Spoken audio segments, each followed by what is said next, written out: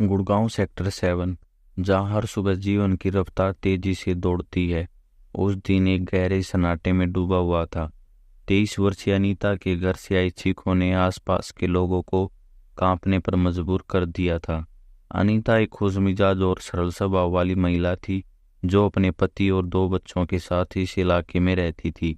परंतु उसके जीवन की सच्चाई उतनी सरल नहीं थी जितनी वह दुनिया को दिखाने की कोशिश करती थी। उसके परिवार में आए दिन झगड़े होते रहते थे, खासकर उसके पति और ससुर के साथ। उसका ससुर देवेंद्र अक्सर उस पर ताने कसता और उसकी हरकतों पर नजर रखता था।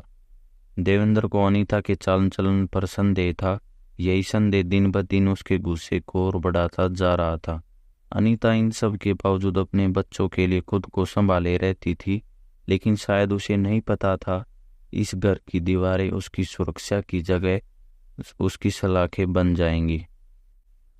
उस मंगलवार की सुबह भी कुछ ऐसा ही हुआ। अनीता और उसका पति पार्क में टहलने गए थे, लेकिन वहां भी उनका झगड़ा हुआ। पार्क की शांति में गूंजती उनकी बहस की आवाजें आसपास के लोगों को सुनाई दी, पर किसी ने ध्यान नहीं दिया। अनीता का ससुर देवेंद्र, जो पहले से ही उसकी गतिविधियों को लेकर नाराज था, इस झगड़े के बाद और भी आग बबूला हो गया। अनीता घर लौट आई और अपने कामों में लग गई, लेकिन उसके ससुर के मन में एक भयानक योजना बन रही थी।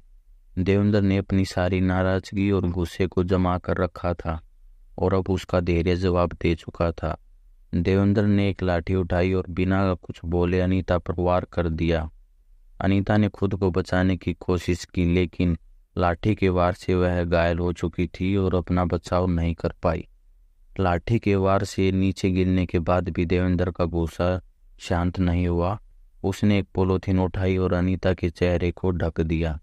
उसकी सांसें घुटने लगी, वह छटपटाने लगी, लेकिन देवेंद्र के हाथ में इतनी ताकत थी कि उसने अनीता का गला पूरी तरह से दबा दिया। अनीता के जीवन की डोर टूट चुकी थी। उसकी आंखें बंद हो गई और घर की दीवारों ने उसकी आखिरी सांसें सुनी। अपने अपराध को अंजाम देने के बाद देवेंद्र ने पुलिस को फोन किया। उसकी आवाज में न ही कोई पछतावा था और न ही कोई घबराहट। पुलिस जब पहुंची तो देवेंद्र और अनीता का पति घर पर ही मौजूद थे। पुलिस को देखते ही देवेंद्र ने कहा, मैंने अपनी बहू की हत्या की है। पुलिस ने दोनों को हिरासत में ले लिया और अनीता के शव को पोस्टमार्टम के लिए भेज दिया। कॉलोनी थाना प्रभारी SHO राजेश ने इस घटना की सूचना दी और कहा कि जांच जारी है। अनीता के मायके वालों को भी खबर कर दी गई, जो कुछ समय के बाद वहां पर आ गए। गुड़गांव के इस शांत इलाके में ऐसी वारदात ने सभी को चौंका दिया। जो लोग अनीता को जानने का दावा करते थे, वे उसके इस दुखद अंत पर हक्के बक्के थे। कोई सोच भी नहीं सकता था कि उसकी ससुराल में चल रही घरेलू समस्याएं एक दिन उसकी जिंदगी को खत्म कर देंगी। अनीता का परिवार इस दुखद घटना के बाद न्याय की मांग कर रहा है।